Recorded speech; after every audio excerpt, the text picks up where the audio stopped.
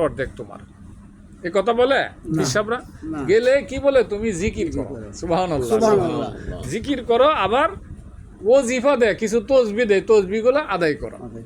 হ্যাঁ, এই জন্য আমাদের কাজ হইল অন্তর। অন্তর হলো মানুষের শরীরের রাজধানী। যেমন এলাকার মধ্যে টাওয়ার আছে, মোবাইল আমরা চালাই না, মোবাইলের টাওয়ার থাকে, এই টাওয়ারটার মধ্যে যদি ডিস্টার্ব দেখা দেয়, এলাকার সব মোবাইল ডিস্টার্ব না, নেট পাইতো না।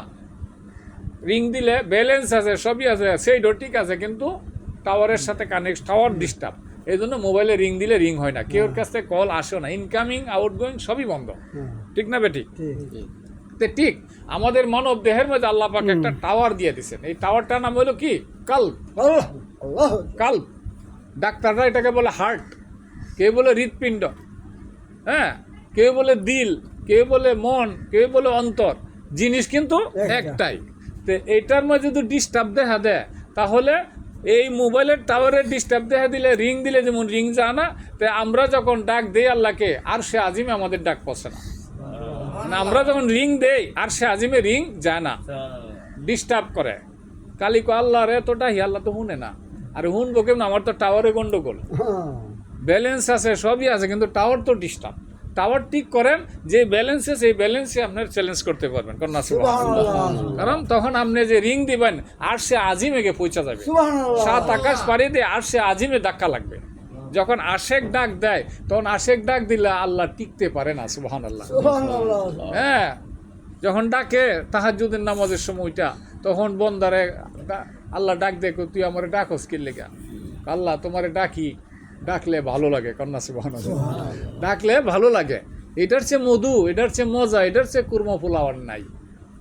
দুনিয়ার কুরমা পোলা খাইলে পেটে অসুখ হয়, গ্যাস বাড়ে, কিন্তু এই যে কুরমা পোলা, এটার মজা যদি কেউ পাইলেছে, দুনিয়ার কুরমা পোলা তার কাছে তুচ্ছ হয়ে যায়, সুবহানাল্লাহ।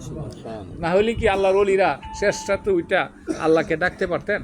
সম্ভব হইতো? সম্ভব হইতো না। এই জন্য যত ডাকবেন ততই অন্তর পরিষ্কার হবে এবং চেহারার মধ্যে নূর পয়দা হবে, কন্যা সুবহানাল্লাহ। যেই দিকে যাইবেন সেই দিকে আপনাকে মানুষ মহব্বত করবে। কেন মহব্বত করবে? যখন গুনাহ মাফ হবে, গুনাহ মাফ হইলে আল্লাহ আপনাকে ভালোবাসবে। আল্লাহ যখন ভালোবাসবে, আল্লাহর জিবরাইল ফেরেশতাকে আল্লাহ জানাইয়া দিবে, আমি অমুকের ফলে অমুকরে ভালোবাসি, কারণ সে তাহাজ্জুদ নামাজ পড়ে, 5 ওয়াক্তের নামাজ পড়ে, ওয়াজিব রক্ষা করে, এরপরে নফল নামাজ ছাড়ে না, এশরাক, আওয়াবিন, চার্চ, হ্যাঁ, এগুলা কুজ্জে কুজ্জে তাহাজ্জুদ পড়ল, তো আমি তারে খুব ভালোবাসি, আমার কাছে খুব ভালো লাগছে। তখন জিবরাইলকে বললে দে, তুমিও তারে ভালোবাসো। জিবরাইল কি করে? সমস্ত ফেরেশতাদেরকে বললে দে যে আল্লাহ তারে ভালোবাসে, অমুকের ফলে অমুকরে আমি জিবরাইলও ভালোবাসি, তোমরা ফেরেশতারা তাকে ভালোবাসো। তখন ভালোবাসার একটা ছায়া এই লোকটার উপরের মধ্যে সবসময় থাকে। একটা স্কিন কয় না ভাই, আমার মাথার উপরে ছায়া নাই, মানে অর্থাৎ তার কেউই নাই। হ্যাঁ, মাথার উপরে ছায়া নাই, খালি সিল্কাও উড়ে আমার উপরে, ছায়া দেখা তখন সিল্কাও আর উড়ে না। তো ঠিক আল্লাহ পাকের একটা রহমতের ছায়া তার উপরে পড়ে, সমস্ত ফেরেশতারা তাকে ভালোবাসে। তখন দুনিয়ার জমিনে যে দিকে যাইবেন, এই দিকে আপনাকে ভালোবাসবে, সুবহানাল্লাহ। কীট পতঙ্গ, পশু পাখি সহ আপনাকে ভালোবাসবে, সুবহানাল্লাহ। তো কারে? আপনাকে কর্ম করতে হবে। এই কর্মটা হইল কি? আলা বিযিকরিল্লাহি তাতমাইন্নুল কুলুব, জিকির করতে হবে। জিকির করলে অন্তর থেকে গুনার ময়লা দূর হবে, আল্লাহ আপনাকে ভালোবাসবে।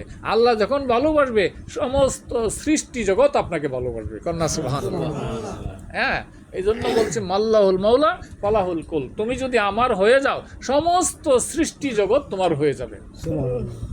বাঘে আপনাকে ভালোবাসবে, বাঘ কেউ রে খাতির করে না। হ্যাঁ, ছোট সময় এই তবলিগ জমাতের এক অনুষ্ঠানে বসছিলাম, এক মুরব্বী আলোচনা করতেছে, জৈনপুরের পীর সাহেব কেরামত আলী রহমতুল্লাহ আলাই।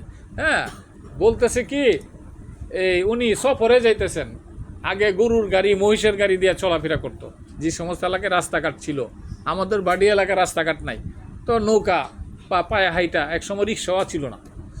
হ্যাঁ, তো উনি গরুর গাড়ি দিয়ে পাহাড়ি এলাকাতে যাইতেছেন, তো পট করে 2টা বাঘ এসে উঠে পড়ছে গাড়ির মধ্যে। আমরা গোস্তার নাওয়ার মতো এমন একটা শ্যামালার মতো দিয়া উনি ভিতরে বসে তসবি পড়ে, আল্লাহর ওলি মানুষ তসবি পড়তেছেন।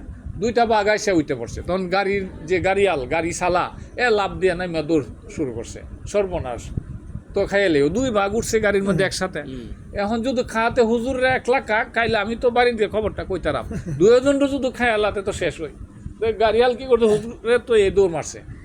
কতের পরে আচ্ছা দিহি আড্ডি গুডি দিয়ে তো খাইয়াম, আড্ডি গুডিটা তো আর বাঘে খাইতো না, চাডুনির আড্ডি মাড্ডি যা আছে এটি লইয়া দু বাইত নে আজি রইতে রেতে জানাজাটা করে দাফুন টামুন করা দেব যে অমুক জায়গায় হুজুরে বাঘে খাইলেছে। কতক্ষণ পরে আইসা দেয়া হুজুর তসবি টিপতেছে, কন্যা সুবহানাল্লাহ। তখন কো হুজুর ব্যাপার কি, হুজুর হাসে করে কল তা আমারে তুই দৌড় মারলে আমার খাদেম তুই, তা আমারে খাই আনে তোরে খাইবো। সুবহানাল্লাহ, মানে হুজুরের ইমান আর খাদেমের ইমান তো এক না। হ্যাঁ, তখন হুজুর এই যে বাঘে আয়া গেল গা আপনার কিছু করলো না, করে বেটা এই বাঘগুলা 2টা দীর্ঘদিন যাবত অপেক্ষা করতেছে, আমি কারামত আলী জৈনপুরি এদিক দিয়ে যাইমো। হ্যাঁ, সে তারিখ দিন পর্যন্ত জানে, কিন্তু আমরা জানি না কেন, আমাদের এই যে টাওয়ার ভালো না, এই জন্য আমাদের কাছে রিং আসে না, আমরা খবরও পাই না। কিন্তু এদের টাওয়ার ভালো, এরা তো গুনাহ করে না, আমরা গুনাহ করি। এই বাঘগুলো অপেক্ষা করতেছে, এরা সংসার করছে আজকে 12 বছর, তাদের কোনো সন্তান আসে না। কন্যা সুবহানাল্লাহ, তারা অপেক্ষা করতে, আমি কারামত আলী জৈনপুর এদিক দিয়ে যাবো, গেলে তারা আমার কাছে দোয়া চাইবো সন্তানের জন্য। বনের পশু আল্লাহর ওলি চিনে, আমার কাছে আসছে, হুজুর আমাদের জন্য দোয়া করে দেন, আমাদের কোনো সন্তান হইতেছে না। মানুষের যেমন আকাঙ্ক্ষা থাকে সন্তানের, পশু পাখিরও আকাঙ্ক্ষা থাকে। হ্যাঁ, তখন আমি দোয়া করে দিছি। তো 1 বছর পরে উনি সফর করে আবার আসছেন, উনি দিনের কাজে সবসময় ব্যস্ত থাকতেন। তো 1 কোটির উপরে উনি মুসলমান বানাইছে। কন্যা সুবহানাল্লাহ, 1 কোটির উপরে উনি মুসলমানই বানাইছে, মুরিদ না। বিভিন্ন ধর্মের থেকে ওনার কাছে এসে মুসলমান হয়েছে, কলমা পড়ছে, হিন্দু বৌদ্ধ খ্রিস্টান। হ্যাঁ, চিন্তা করেন তো কত বড় মাপের ওলি ছিলেন। ওনার নাম ছিল মুহাম্মদ আলী, কিন্তু মুহাম্মদ আলী নাম কিতাব থেকে উঠে গেছে, ইতিহাস থেকে, ওনার জীবনী থেকে, ওনার আইডি কার্ড থেকে মুহাম্মদ আলী নাম উঠে গেছে। ওনার হইল কেরামত আলী, কেরামত আলী জৈনপুরি। কেন?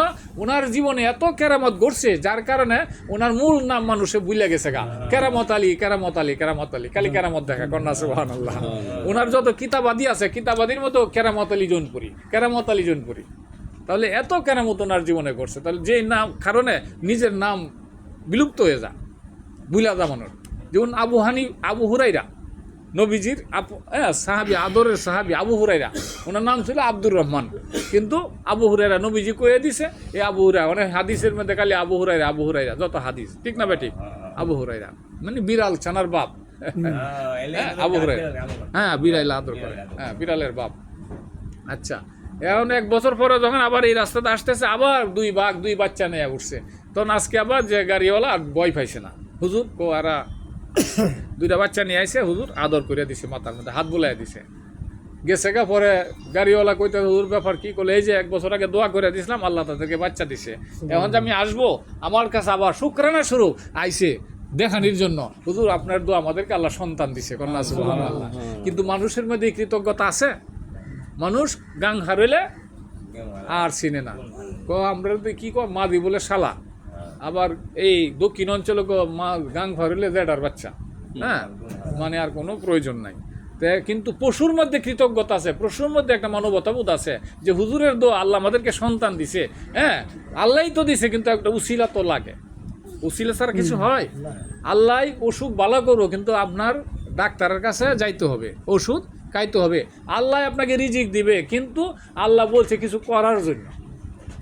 ব্যবসা করেন, নইলে চাকরি করেন, নাহলে নদীতে মাছ ধরেন, নইলে মানুষের কাজ করেন, নাহলে রিক্সা বান, একটা কিছু তো করতে হবে।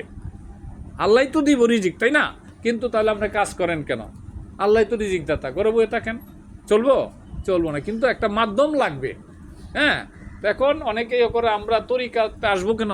হ্যাঁ, 5 ওয়াক্ত নামাজ পড়লেই তো হ্যাঁ হইব, কিন্তু তরিকতে আসলে আপনার অন্তরের যে ময়লাটা আপনার দূর হয়ে যাবে। কন্যা সুবহানাল্লাহ। ওলি আল্লাহদের কাছে গেলে, তরিকতে গেলে আপনাকে কি বলবে? বাবা তুমি সকাল সন্ধ্যা জিকির করো, সকাল সন্ধ্যা জিকির করো, জিকির করলে তোমার অন্তরের ময়লা দূর হবে। অন্তরের ময়লা দূর হইলে মানুষ যা দেখে না তুমি তা দেখবা। কন্যা সুবহানাল্লাহ। অন্ধকার জগৎ তোমার চোখের সামনে চলে আসবে। যেমন স্বপ্নে আমরা অনেক কিছু দেখি না, অনেক কিছু দেখি, কিন্তু এগুলো আপনি সজাগ থেকে দেখবেন। কন্যা সুবহানাল্লাহ। শরীয়তের মধ্যে, তরিকতের মধ্যে এগুলো ডিফারেন্স। কোনো সমস্যা আপনার সামনে, এটা আল্লাহ পাক আপনাকে জানাই দিবে, মেসেজ পেয়ে যাবেন। তো সতর্ক হয়ে গেলেন, দান সৎকা করলেন, দোয়া কালাম করলেন, একটু নফল নামাজ পড়লেন, সালাতুল হাজত পড়ে আল্লাহর কাছে বললেন, আল্লাহ সমস্যার সময় অগ্রিম মেসেজটা আপনি পেয়ে যাবেন। এই জন্য